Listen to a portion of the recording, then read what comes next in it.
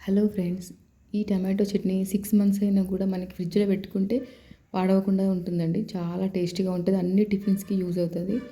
దీనికి కావాల్సింది 2 kgs tomatoes, 200 grams చింతపండు, వెల్లుల్లి రెబ్బలు ఒక 20-30, సరిపడా ఉప్పు.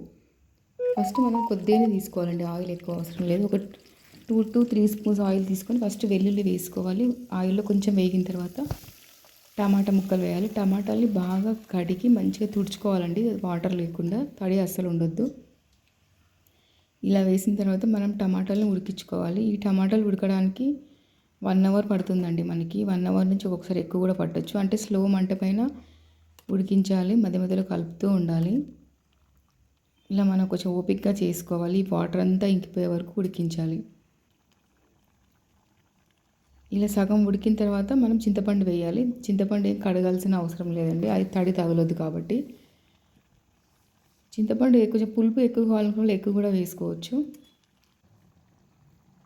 ఇలా మనం కలుపుతూనే ఉండాలి మధ్య మధ్యలో.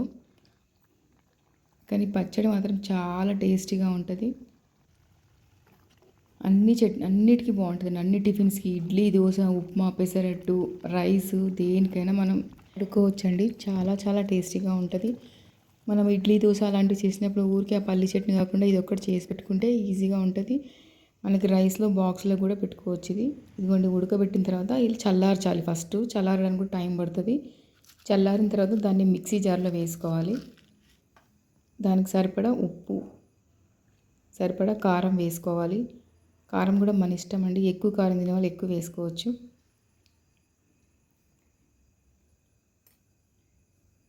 తర్వాత మనం ఇది ఏంటంటే జీలకర్ర, ఆవాలు, మెంతులు అన్నీ వేయించి, ఆవాలు వేయించాల్సిన అవసరం లేదు, జీలకర్ర మెంతులు వేయించి పొడి చేసుకోవాలి. కొంచెం పసుపు కూడా వేసి ఇలా మిక్సీ పట్టుకోవాలి. చాలా తొందరగానే మిక్సీ అయిపోతుందండి, ఉడికించాం కాబట్టి. ఇలా మిక్సీ పట్టుకొని ఒక డబ్బాలో వేసి పెట్టుకుంటే మనకి అవసరం ఉన్నప్పుడల్లా కొద్ది కొద్దిగా తీసుకొని పోపు చేసుకుంటే సరిపోతుందండి. బయట పెట్టొద్దు, బయట పెడితే పాడవుతుంది. మనం పోపు చేసుకొని కొంచెం బయట పెట్టుకొని ఒక 2-3 డేస్ వాడుకోవచ్చు.